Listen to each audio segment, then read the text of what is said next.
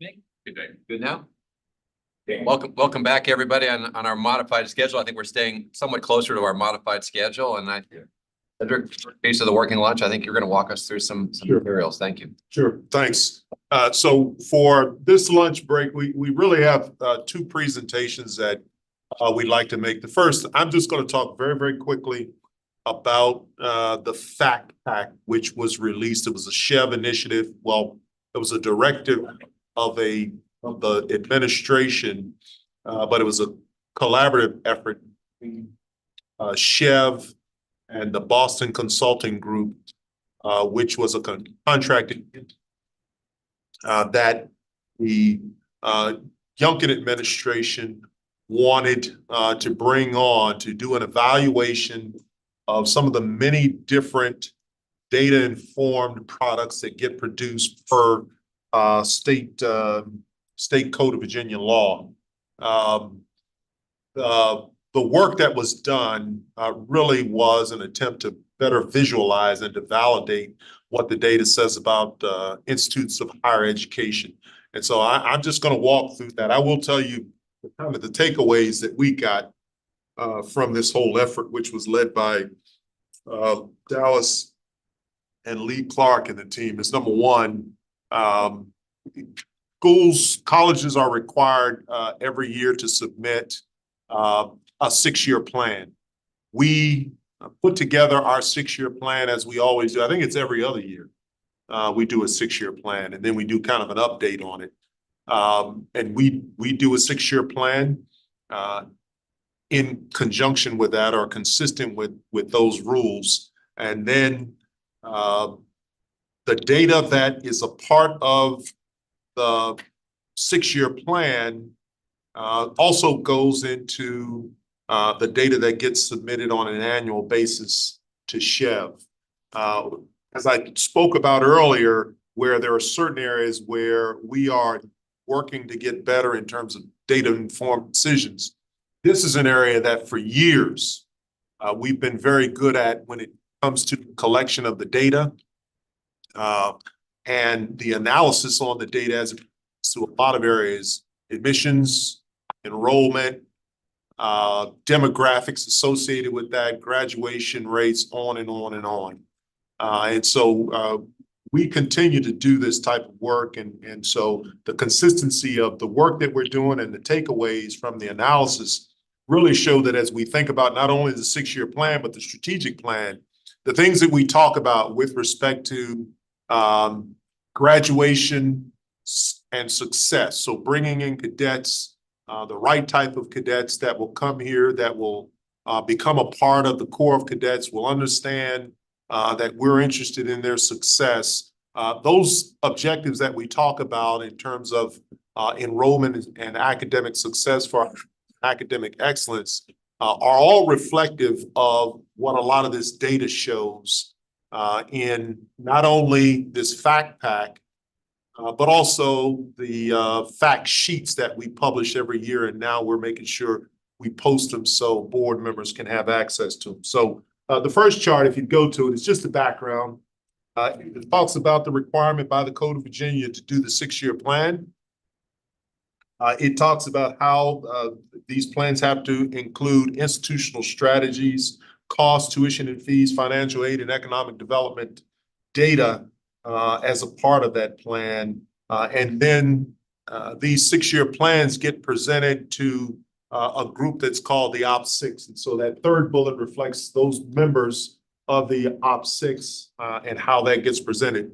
This past year, myself and the team went up to the SHEV headquarters along with Hugh Fain as the board representative to present our 6-year plan and lay out our program for the SHEV Council and the members who were putting together this fact pack.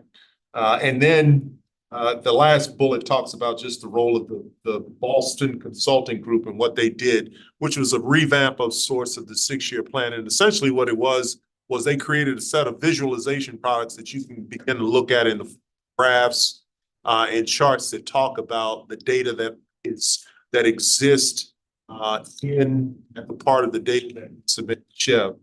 There were some hiccups along the way in that some of the data and some of the calculations that they made weren't consistent with the way we calculate. We believe we calculated consistent guidance coming from Chev. We were given opportunity to weigh in on those changes. Many of the changes got corrected and were reflective, but there were a couple that still remain. But the overall theme of what those charts are saying is still very, very consistent with the work that gets done in the fact pack. Next chart just shows the process timeline on which we submitted ours, 17 July, when it occurred. The second bullet just talks about our presentation to the Chev Council, the House Appropriations Committee and Staff Director, and those folks that were a part of that briefing. And then you all approved the updated 6-year plan back in September. Then it talks about, the last bullet just talks about a couple of follow-up questions that we had to answer for the Chev Council, Chev Committee, and really about the Institute's commitment to cadets for completing their strategies, completing their degrees, and then gaining relevant employment. And the second was the strategies to contain the largest drivers of institutional and administrative costs. All of those things are things that we talk about in our strategic plan at great length. And as we begin to shape the development of the metrics, those are things that we're going to be looking at and tracking very closely to see how we're progressing. Next slide. Again, process timeline. The fact pack was released on 6 November.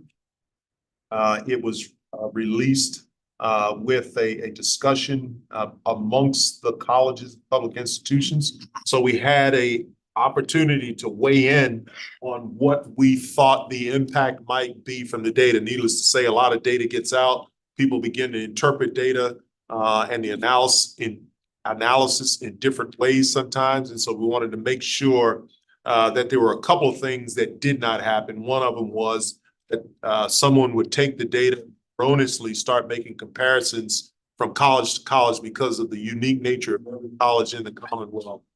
We saw that as something that was not going to be helpful to people understanding what colleges in the Commonwealth are doing and how they're delivering on a great product here in the Commonwealth in its graduates. The slides that I'm going to show you after this slide number 4, are really going to highlight some of the things that come out of the fact pack. Again, a lot of this mirrors what is in the work that gets done in our fact sheets and our fact book. But nonetheless, this is how it was represented in the fact pack.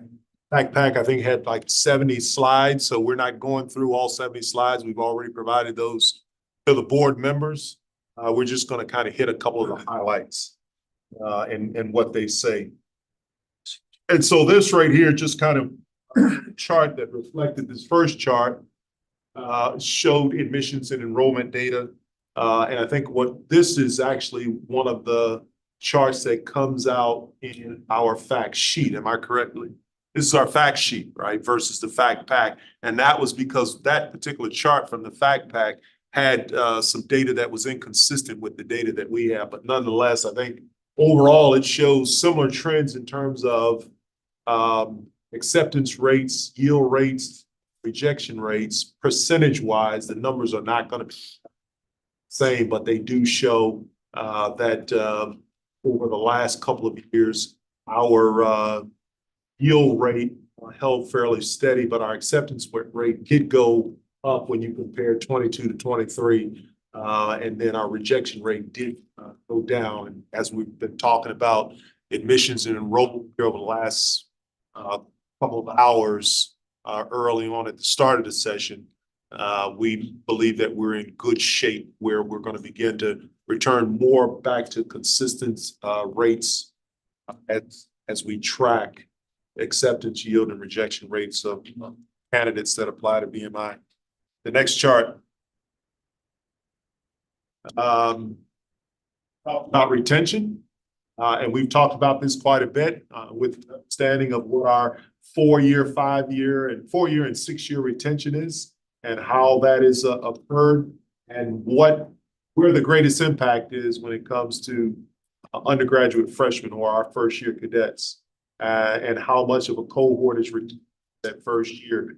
Takeaway for us is that we know that if we can get cadets through that first year, through kind of that general studies period, successfully, then the success rate and retention grows significantly, and we have a greater likelihood of cadets graduating. We can get them through that first year. Next. The fact pack highlights on this chart talk about, again, graduation rates. And I think that as a college, 4-year graduation rate, they show, based on one cohort, 65%. We typically talk about it in terms of being about 69% 4-year graduation rate. But nonetheless, numbers are fairly close in terms of percentage of graduation.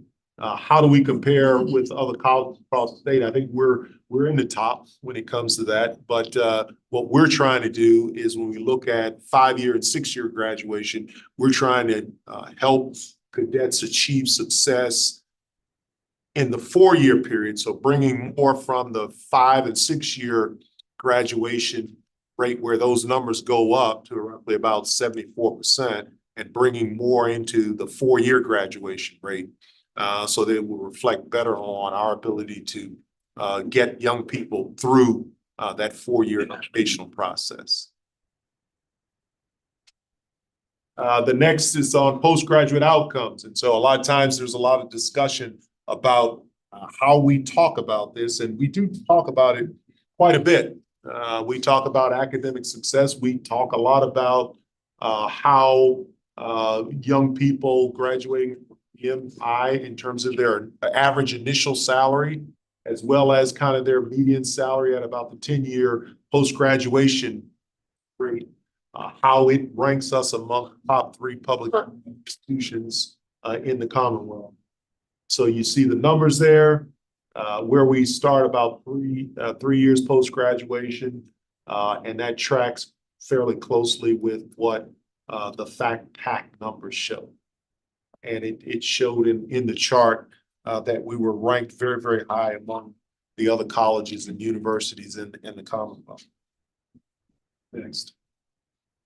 Cost of attendance. Again, this becomes a statement of some of the very things that we were talking about in this last session, about how do we, what's the impact of the cost of an education at VMI relative to the continuous growth of inflation, and what we need to be, what are the factors that contribute to it, right? The other expenses besides tuition and fees, and what are we doing and what can we do to try to stem the tide of cost increases over years. I've talked previously about how those numbers back to 2012 have gone up for both in-state and out-of-state cadets. Some of the things that we're doing to try to stem those tides is certainly taking a look at how we manage tuition and fee increases, also how we speak to the amount of financial aid and financial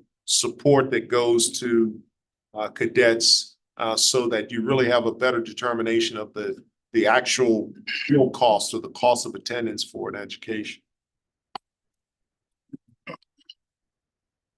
This slide is simply intended to kind of reflect the education and general revenues that come through to colleges and how those have gone up. Not really much to say here. Ours has been helped somewhat with a number of initiatives that we presented to the legislature, like the One Core, One VMI funding, where we put forward a request for an additional $6.2 million that in part implemented some of the results that the board decided we were going to implement as a result of the Barnes and Thornburg report, but also things where we saw the need to shore up some of the holes in terms of academic support, in terms of short-staffed areas like our Title IX office, bringing on permanent or fully dedicated legal counsel. And so those numbers reflect kind of that pretty that greater than average annual growth of 4.6% to the 5.2. And it was affected in those areas. Okay. But as I said earlier, we've done pretty well with the level of increased funding that we're getting from the state and federal recognition about what VMI does to produce citizen leaders. And so we'll continue to do that in terms of going to the state and paying our needs. Expenditure growth and how it's grown over time is being shown here as well. We talk extensively throughout the board meetings and on a regular basis among the staff here about how to manage expenses over time. And so we'll continue to do that as well.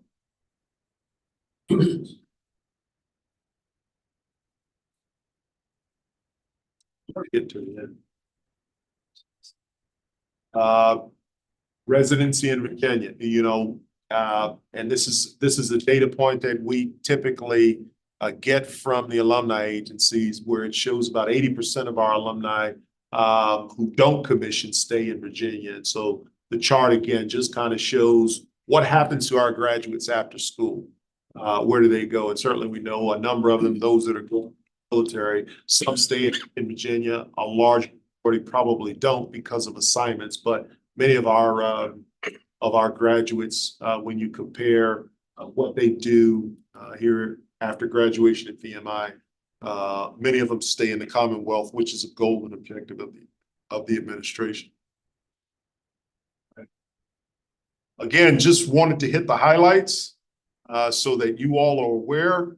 This was part of a request by Chev that we brief once the report came out. We brief the boards about the results of the work that was done, with the fact that it was a collaborative effort. We participated in it quite heavily at the staff level. I was privy to the contents of it as it was briefed. I think it tracks very, very closely, at least enough for us to be informed with the work that we have been doing and will continue to do, and that we've laid out in our strategic plan focused on academic success and academic excellence for our students, improving graduate, improving their opportunity to achieve success while they're here at VMI. Subject to anyone's questions. Are there any things that come from this that Chev would point to and say, this is a place you got to improve, or anything like that? Or is the dialogue not quite that way? It would go back to probably deep dive questions they sent to us, which we, you know, looking at just overall growth, administrative expenses. But I think with the answer we provided back, as we shared with you all, we have had that growth. A lot of that came to the one core and VMI, a lot of those positions and growth in terms of overall broader support for across the post. So we had that growth, very short window of time, stabilized. So we felt satisfied in that response. But I think that would probably be thematic to all institutions.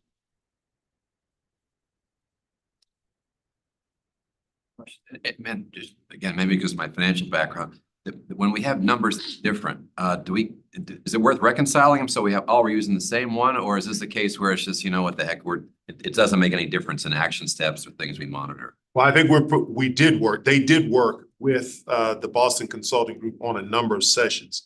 I think it wasn't a case of the data was different. I think it was one of the calculations. We believe that they did a calculation on the admissions and enrollment data differently than should have been calculated.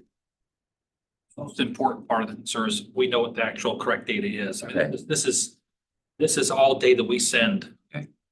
TG manipulated, made these new slides, pretty dense, great stuff, but this is all same information, our internally circulated fact book. So very quickly could detect where something didn't seem right. So we're operating off of correct information. It doesn't change the conclusion, right?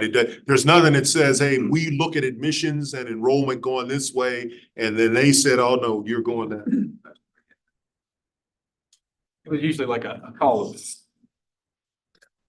Think of it. Questions from? Okay. We always know it's great to get data like in a form that's kind of also, can be compared across other state institutions too. So the benchmarking piece is always helpful for all of us. So thank you. Yep. It's a lot of work. Okay, all right, so next up is a discussion on kind of the Braver Angels model, the debate format that these three came to me a little bit over a year ago and proposed that the Institute take it on as an institute-wide initiative. And so we've got Kim Conley, Colonel Whipple, and then I'm just gonna, I don't want what's your name, Valentina. Valentina. First names. Perfect. Thank you. Yes. On this side? Welcome. All right. We didn't know what cameras. Cameras are. Yeah, that's right. All right, good afternoon, everybody. We're thrilled to be here to tell you about our favorite program here at VMI. It's the College Debates and Discourse Program. My name is Kim Connolly. I'm Assistant Director for Programs and Conferences at the Center for Leadership and Ethics, which we all call the CLE. If you haven't heard it called that before, you'll see that name there several times in this presentation. So we're just going to give you a little bit of background. I am one of 3 faculty fellows with this program, and then we have Lieutenant Colonel Sarah Whipple, and then Colonel Valentina Dimitrova Gratzel, or as the cadets call her, DG. And we also have 2 of our 4 cadet fellows here today. Our other 2, unfortunately, to be someplace else this afternoon. So we're just going to give you a little background, and then we're going to let the cadets tell you about what being involved with this program has meant to them and the Corps. All right, so I'm going to give you, how did we get started with this? Back in 2017, the CLE, our leadership conference that year was on civil discourse. And we invited one of the founders of the Braver Angels organization, David Blankenhorn, to be one of our speakers. Braver Angels is a national organization that really works from the grassroots up to bridge the political and social divides in this country. So when he came, we became very aware of what Braver Angels was doing. In 2021, our conference topic was citizenship and social responsibility. And in looking to see what Braver Angels was up to in that area, we found out that they had a college debates program. So we had them come and hold 4 debates during that conference. They were actually all at the same time and on 4 different very divisive, controversial topics. And it was to demonstrate how, as citizens, you can have these difficult conversations in a respectful manner.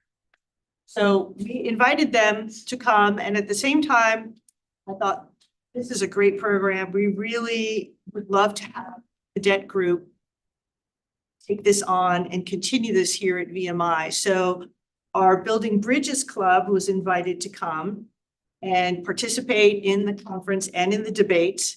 And they did, and they saw the value in it, and they said, we're going to continue. So since then, starting in the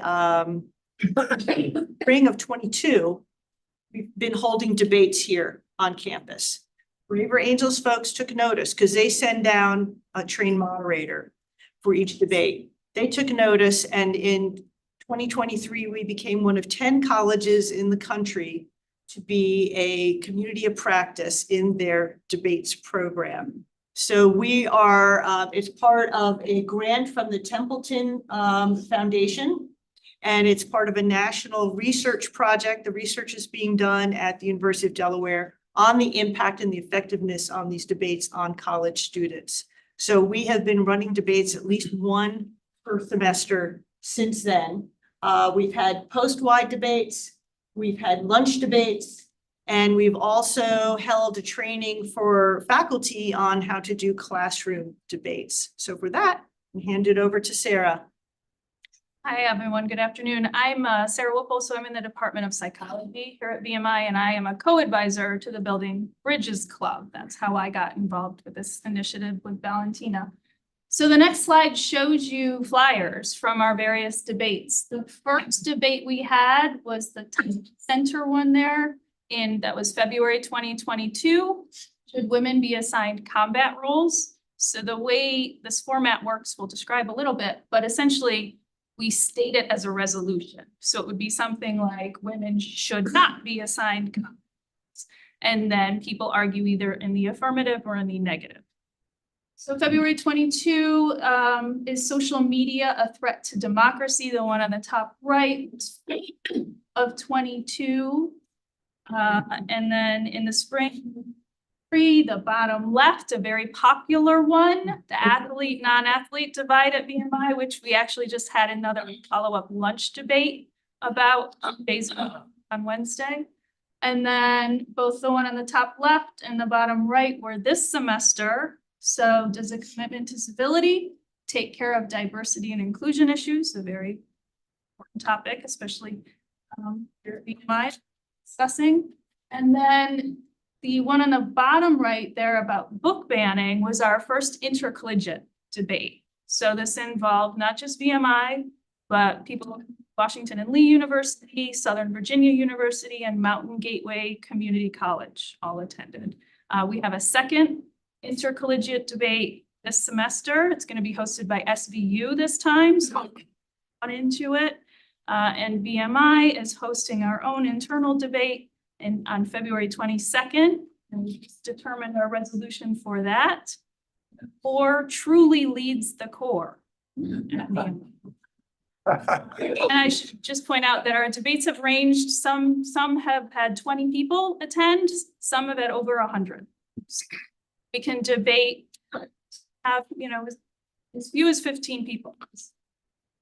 I will point out that the intercollegiate debate was the first in the country, according to Braver Angels. Wow. So we initiated, and hopefully other colleges that participate, about inviting their schools to do these debates themselves. So that was our idea, is that we're planting the seeds at these other schools. My name is Valentina Dimitrova-Grajol. G is perfectly fine for the last name. As I always tell my students, my husband is to blame for the second part of the pronounceable part of the name. I am a professor of economics in the economics and business department and a co-advisor of the Building Business Club. And it has been a privilege to work with this team and our other two cadet leaders. I'll just very quickly go over our objectives and how they fit in the context of the VMI mission. So our goal is to create a brave space. So you've heard the term safe space, and we like the term brave. You don't necessarily feel comfortable while you're having certain conversations, but having those conversations in a constructive way and in a meaningful way. And so we think that with these debates, we're creating a brave space for meaningful dialogue at VMI. We try to focus on enhancing our cadets' listening skills. As you all know, great leaders are always very good listeners as well. And we think that listening is a very important component in the design of the Brave Angels debates. Actually focuses on active listening. So you can't interrupt somebody who is speaking, you have to listen, and then you can ask a question. We also teach our students to have empathy toward others. We think that's a really important component of functioning in any society, but in particular in a democratic society. And we demonstrate civil discourse techniques. Can you have the next slide? So one of the key components of this initiative that I think is great is that we are focused on building a community of practice. And to do that, we have 3 faculty advisors, which is not what the other colleges are doing. They only have 1 advisor and 1 or 2 students. In our case, we have 3 advisors. We have 4 cadet leaders, and they've been instrumental in actually launching successfully this initiative. We've done a lot of different sort of that we diverge a little bit from the national model where we have the short lunch debates. We've done free intelligent conversation, which is just approaching people and asking them a question. And then we also have done some trainings. So now I will introduce Cadet Thomas, who I can say has been incredibly instrumental in launching this initiative.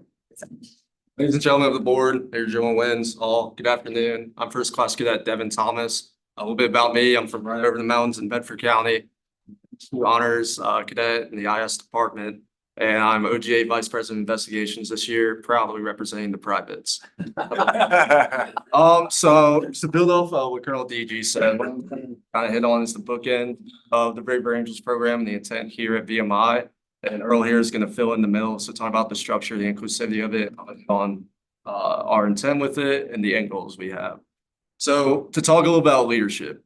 Now, I could try and stumble through the VMI mission for you and turn back to little rat me 3 years and 30 pounds ago. We're standing out in bricks. But there's 2 lines out of the VMI mission that stand out to me when talking about Brave Angels. Produce educated and honorable men and women and advocates of the American democracy and free enterprise system. And that's exactly what we're doing here. If you looked at the slide talking about the topics we're having those conversations. Those topics that usually you would talk about behind closed doors, with only people that you would agree with the topic on. You have the same outlook on. We're bringing that out in the open, but in a conducive, productive manner, because too often in society, and especially right now with the primaries going on, all we see is people we are electing, people we are voting on to serve our community, our country, our state, and these political roles essentially going at each other. They're not talking about their ideas. They're not talking about their beliefs. They're not talking about what they hope to do and achieve to do. Instead, they're going at what their counterpart is saying. They're going at what their opponent is saying and their goals to try and erode, and are not focusing on how are we going to build this country up. It's how am I going to tear my opponent down? And BMI, we're not doing that. Here, we're having these hard conversations. We're talking about not only things that are unique to VMI, of course, the athlete, non-athlete debate, but also larger issues, larger conversations, women serving in combat roles in the military. Something that's really come up that I didn't think was that hot of a topic until we actually had the debate last semester, book banning. These are issues that every American in today's society is facing. So how does that factor into leadership in VMI? So I can tell you personally, in my role as OGA Vice President for Investigations, more often than not, it's been seen as a role where when you come to the end of an investigation, you either give a penalty or you don't. You recommend a penalty or you don't. This year, we've taken a unique approach to that. We've implemented some of the practices that we use in Braver Angels into having a conversation between 2 parties. So there's times when both parties have done wrong. Instead of saying you get a number 6, you get a number 7, we bring them together and we're like, all right, let's settle this like educated men and women. Let's have productive conversation about this instead of going at each other. And then in the greater practice of this, you're talking about the BMI community in whole, we've been able to come out. Usually we have the debates in the CLE or our lunch debates in Crozet. We've been able to come out of there instead of everyone leaving there saying, oh, I didn't like what this person said. I don't agree with this person. They go to each other. They have those conversations with each other like, oh, I really appreciate the perspective that you brought. It's not something that I thought about before. So what do you think about this? How can we now have this conversation leaving here and continue to build on this? So we're not only starting the conversation there and then just keeping it in the CLE or in Crozet, it's spreading across posts. And now with the intercollegiate debate, it's spreading across the Greater Rockbridge community. So talking about a little bit of the angles feeding into that. As we mentioned, we had our first athlete, non-athlete debate back in March of 2023. And we had over 100 participants in that. It was a very lively conversation. But, usually when you see it in barracks and you see, what we call a permit going against what we call a NARP, so an athlete versus non-athlete, they're just trash talking each other, saying, oh, you don't have to do this. Oh, well, you get away with this type deal. We didn't, have any of that in there. It was very productive conversation, very condoning. Everyone had, I think, gained a great perspective out of that. But we didn't, it's great to talk, but what about action? So we carried on this and we actually had a lunch debate this past week carrying on this conversation. And while it was a little bit smaller of a group, about 20 of us, I think we got a lot more done in that. We had our first battalion commander as one of the participants, Justin Pearson, who's also on the football team. And from that, we actually came up with some bullet points of things we eventually like to, propose through the chain command to commandant staff, to those in Smith Hall, even to you all, of how we can, fix this age-old issue of athlete, non-athlete. It was also with that, some of the ideas we came up with, plan to help combat the divide, how to properly speak to rats, especially those who came here for sports, because we know there's a different mentality. Like if you're, for example, here for military and education, your mentality on VMI is going to be different than those here for their sport and their education. So how do we bring those two mentalities together? How do we get, on paper and structurally to see each other's side and work as one, creating that one core, one VMI. When writing a plan and con-op for prepping cadre, members of the Corps that interact with rats especially, how to reach out to them, how to make them, how to persuade them to see things differently than just hand out, okay, you're gonna get down and you're gonna push. Pushing is great and it has its role in VMI. But how do we get not only rats and how do we get everyone to open up and have a broader perspective on the issue? So now I'm gonna let second class cadet Earl Philgo talk a little bit about the structure of Brave Rangers debates and the inclusive. Good afternoon, ladies and gentlemen, members of the board, gentlemen. I'm Cadet Philgo. I'm a Master Sergeant of Golf Company. And before I get to the inclusivity aspect of this whole debate structure, I'd like to talk to you more about the actual structure of the debate, that it follows a parliamentary format, which means Colonel Connolly has mentioned that there are four opening speakers, two speaking on the proposition, two speaking on the opposition, and that these speakers are recruited prior to debates to allow that sort of preparation, build up their points.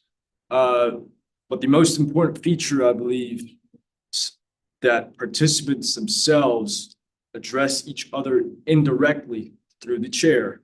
The example would be that, chair, does this speaker actually believe that yada, yada, yada? And what the purpose of this, it serves the function to dampen that sort of reactivity when you're faced with a controversial opinion or an opinion that strongly opposes your own. And it filters that aggression from their rebuttals and in confrontation to the other speaker. And so moving on to the inclusivity aspect of this debate is that there is absolutely no hierarchy in this debate. When we come into this debate, the whole class structure is thrown out of the window and we all speak as individuals. Each of our opinions matter as much as the other person. So everyone is given equal time to share their opinion. And recently we've even taken steps to include the discussion with students from other colleges such as SBU and WNL. And what we hope to achieve from this is to humanize not just between cadets, between either rats or upperclassmen, but to humanize between cadets and students from other colleges. As you may not have known, but we do have this sort of animosity or segregation between cadets and other colleges. And I believe this is sort of a bridge between our two divided communities here in Lexington.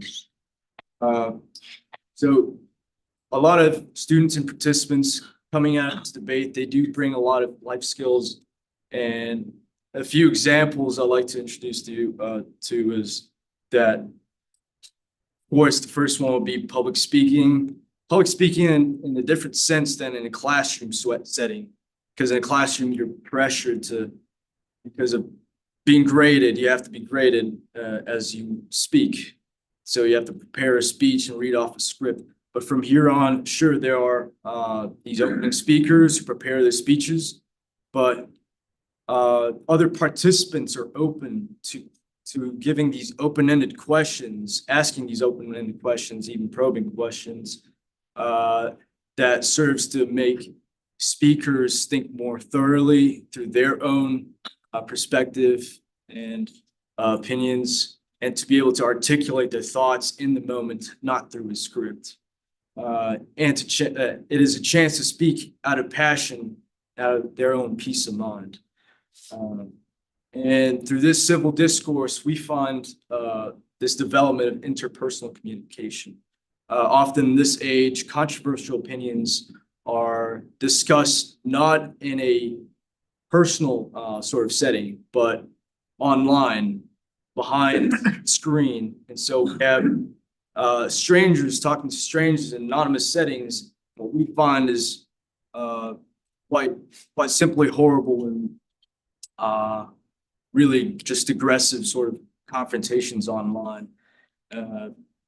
So what we seek to sort of achieve through these debates that we have is that we gain this knowledge and we gain this experience in speaking face to face with someone else in person, and to learn to be confrontive without the resort to aggression, and also to learn the importance of civil discourse to a healthy democracy.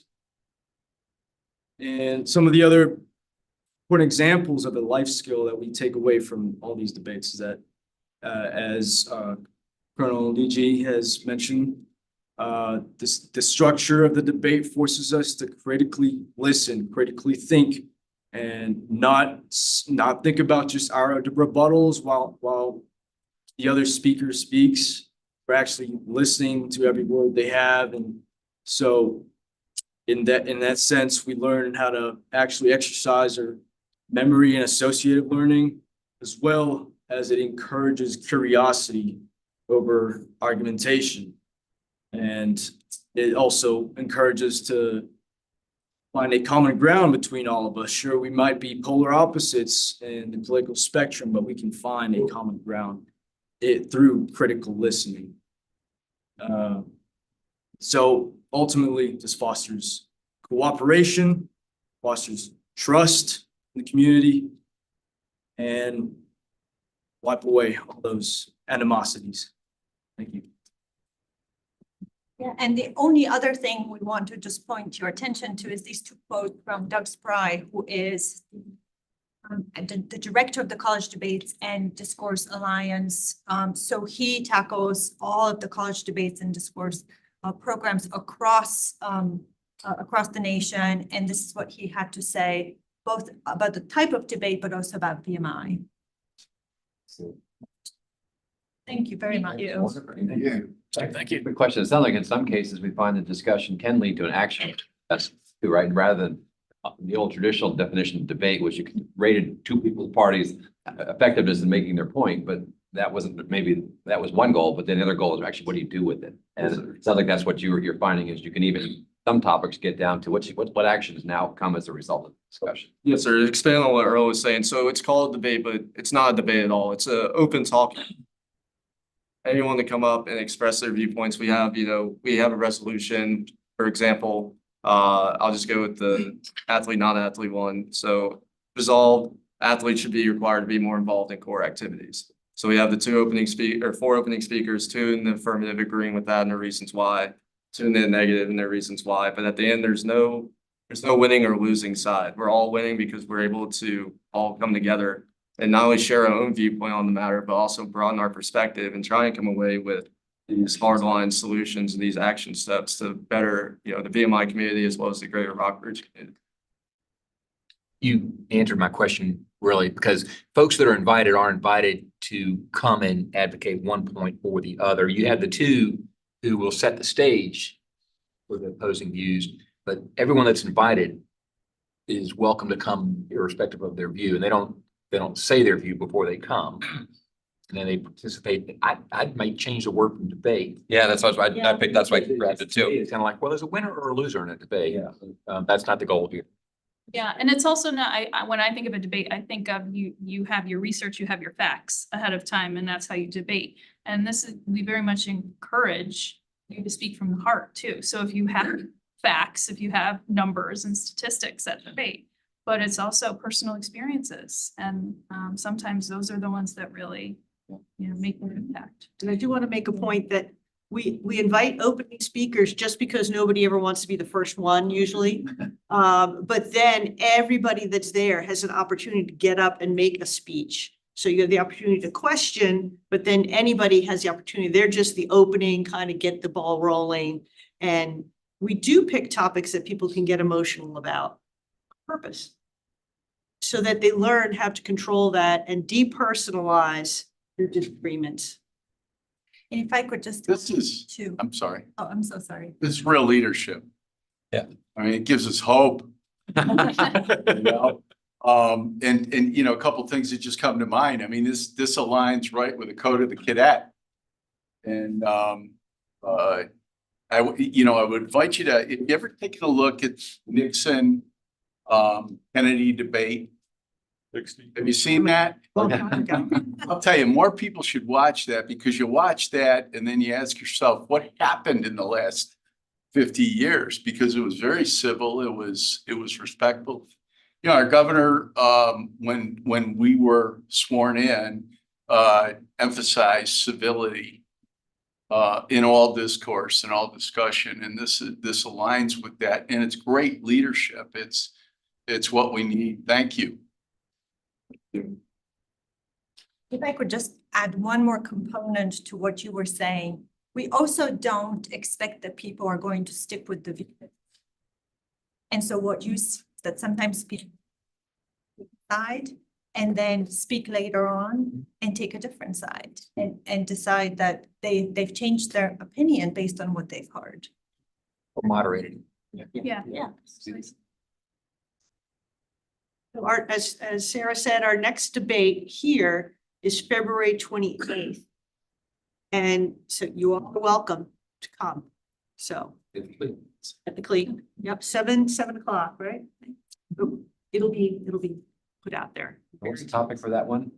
The core truly leads the core. Okay, that's what it was. Yeah. So to get, our cadets, we're priming the pump on this. We've been doing this for a couple of years now, but we like to always have something that's kind of very internal.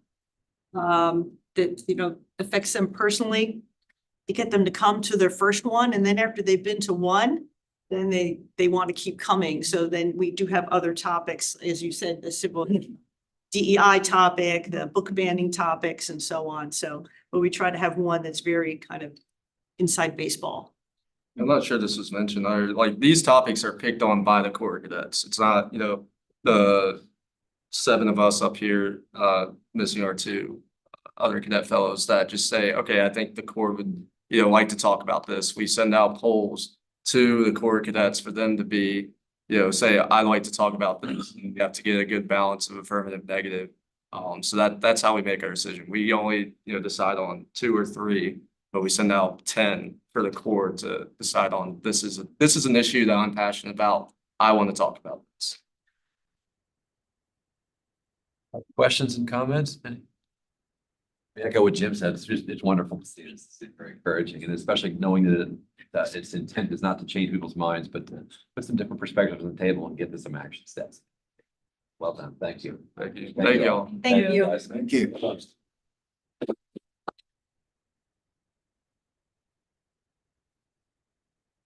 I think that actually ahead of schedule at this point, at the revised schedule. I think that concludes unless there's anything else.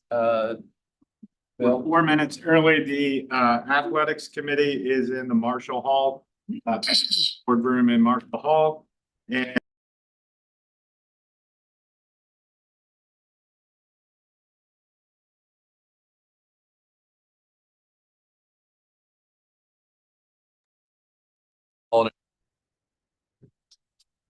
The live video.